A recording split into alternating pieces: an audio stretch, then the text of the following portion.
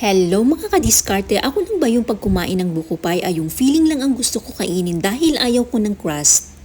Nag-crave ako bigla ng buko pie kaya kagawa na lang ako ng walang crust dahil ayaw ko ng crust talaga. Kaya susubukan natin gumawa ng buko pie na hubad. At kung hindi ka pa nakapag-follow sa aking Facebook page, please follow for more madiskarte recipes. 2 and 1/4 cup na cornstarch, 5 cups ito na sabaw ng buko. Magbuhos ng konti yung enough lang para ma-dissolve ang cornstarch. Haluin hanggang sa ma-dissolve ang cornstarch din iset aside. Hindi pa nakabukas ang aking kalan, ibuhos sa kawali ang natitirang sabaw ng buko. 5 piraso na buko, hinugasan ko na at hiniwa ko na rin ito. Maglagay din ng 1 and 1/4 cup na puting asukal, adjust base sa inyong panlasa. At 1 and 1/2 cup na powder milk, 2 packs na all-purpose cream para mas creamier. Maglagay din ng 1/2 teaspoon na asin pang balance sa tamis. Haluin lang mabuti hanggang sa ma-dissolve ang asukal, asin at gatas. I-on ang kalan and low-medium heat.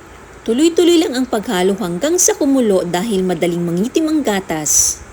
Hiwain nyo din yung buko ng ganito lang kalaki, hindi masyadong super lapad at hindi naman maliliit. Nagsisimula na kumulo so haluin lang saglit, tintsak haluin ulit yung na-dissolve na cornstarch bago ibuhos sa kawali.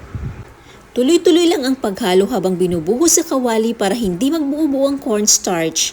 Nilipat ko ng lagayan ang na-dissolve na cornstarch kasi hindi po siya maganda i-dissolve sa metal, dumidikit siya kaya nilipat ko ng lagayan. Tuloy-tuloy lang ang paghalo hanggang sa matuyo ang liquid. Once na matuyo ang liquid, baba ng apoy and low heat. Lutuin pa natin ito ng 10 minutes once na matuyo ang liquid at binabaan nyo ang apoy. Mag-start kayo ng timer ng 10 minutes para masigurado lang na maluto ito. After 10 minutes, pwede na i-off ang kalan. Gagamit ako ng tray, nilagyan ko lang ng banana leaves. Gagamit din ako ng triangle na cake cutter. Ito yung favorite ko gamitin as molder pero any molder naman will do. Ilipat lang ang buko pie filling. Wait, nakalimutan ko i-brush ang molder ng coconut oil to make sure lang na hindi dumikit. Kaya kung magluluto kayo ng latek, huwag nyo itapon ang mantika kasi magagamit nyo ito pang brush-brush ng mga molder. I-flatten lang para maganda tignan. I-set aside at hintayin na lumamig at mag-firm. Once na lumamig at mag-firm, i-check dahan-dahan tanggalin sa molder. Hiwain, nasa sa inyo kung anong size ang preferred ninyo. Pwede nyo ito i-oven ng 20 minutes in 180 degrees pero takpan ng dahon ng saging or baking paper ang ibabaw para lang hindi ito mangitim.